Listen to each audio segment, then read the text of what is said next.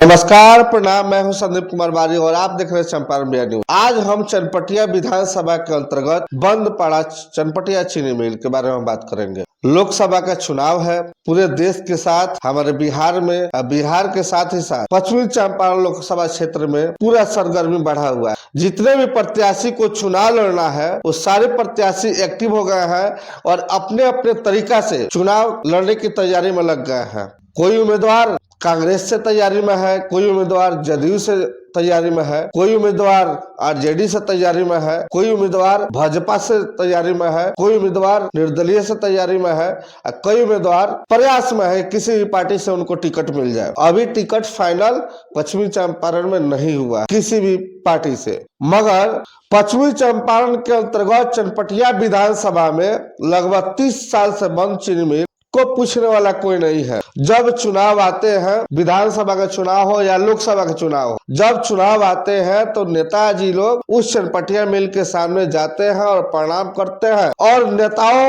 लोगों को लुभाने का प्रयास करते हैं कि हम जो है, हमको आप मौका दीजिए 5 साल और मैं इस चीनी मिल को जरूर चालू कराऊंगा। मगर हमारे चंपारण के किसानों के लिए दुर्भाग्य है, हमारे चंपारण के युवाओं के लिए दुर्भाग्य है, मगर हमारे चनपटिया विधानसभा क्षेत्र के किसानों के लिए दुर्भाग्य है, चनपटिया क्षेत्र के युवाओं के लिए दुर्भाग्य है और चनपटिया क्षेत्र में जो लोग निवास करते हैं उनके लिए दुर्भाग्य है। इस चनपटिया चीनी मिल चालू कराना एक जुमला ही जुमला रह जाता। हमारे स्थानीय और 3 बार का लोकसभा का चुनाव जीतते आ रहे हैं संजय जायसवाल जी, उनसे पूर्व उनके पिताजी 2 बार रहे हैं सांसद और चौथी की तैयारी में है संजय जायसवाल जी। मगर दुर्भाग्य कहिए या एक कलंक कहिए हमारे चंपारण के लिए कि लगातार चुनाव बीजेपी के पार्टी से संजय जायसवाल जी जीतते आ रहे हैं, मगर हमारे चनपटिया चीनी मिल के बारे में तो बोल देते हैं कि हम चनपटिया चीनी मिल चालू करवाएंगे, मगर आज तक कभी भी संसद भवन में आवाज उठाने का काम नहीं किए। लोकसभा का चुनाव आ गया है 2024 और फिर उनको वोटों की जरूरत है। फिर चनपटिया विधानसभा क्षेत्र के लोगों के पास संजय जायसवाल जी जाएंगे और वोट मांगेंगे।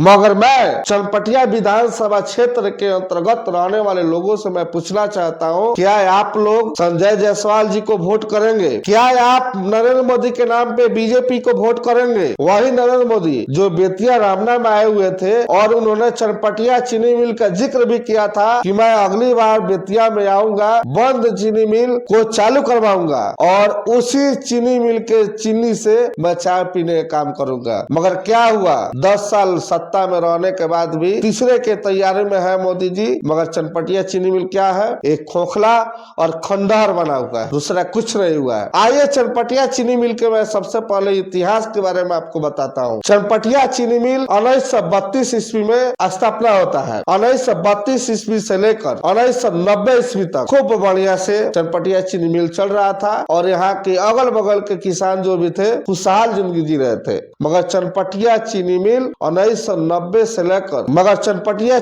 1990 से बर्बादी की तरफ बढ़ते चला गया। उसमें भ्रष्टाचार होने लगे, उसमें राजनीतिक होने लगे और 1994 तक जाते जाते यानी 1990 से लेकर 1994 तक यानी 4 साल के राजनीतिक के षड्यंत्र में फंसकर चनपटिया चीनी मिल बंद हो गया। मगर एक बार और प्रयास हुआ, उसमें के पदाधिकारी हो या नेता हो, उन्होंने प्रयास किया और 1998 में फिर शुरुआत हुआ चीनी मिल का और लगभग 1 साल चला। उसके बाद से बंद है, लगभग 30 साल से बंद पड़ा हुआ है। मगर जब विधानसभा का चुनाव आएगा, जब लोकसभा का चुनाव आएगा, जब एमएलसी का चुनाव आएगा तो आपके नेता आपके दरवाजा पर आते हैं और चनपटिया मार्केट में जाते हैं और वही बोलते हैं कि हम चनपटिया चीनी मिल को स्टार्ट कराएंगे और उसके बाद ही अगला बार आपके दरवाजा में वोट मांगने आएंगे। जैसे 2019 में जायसवाल जी ने बोला था कि मैं चीनी मिल को स्टार्ट करवाऊंगा, उसके बाद ही अगला बार आपके दरवाजा में वोट मांगने आऊंगा। क्या चनपटिया चीनी मिल जायसवाल, क्या चनपटिया चीनी मिल जायसवाल जी चालू करवा पाए? क्या उनको वोट लेने का अधिकार है? मैं पूछता हूं आप सभी से। आज चनपटिया विधानसभा के क्षेत्र में देख लीजिए, जितने प्रत्याशी खड़ा हुए थे, जितने प्रत्याशी वोट मांगने आपके दरवाजा पर गए हुए थे,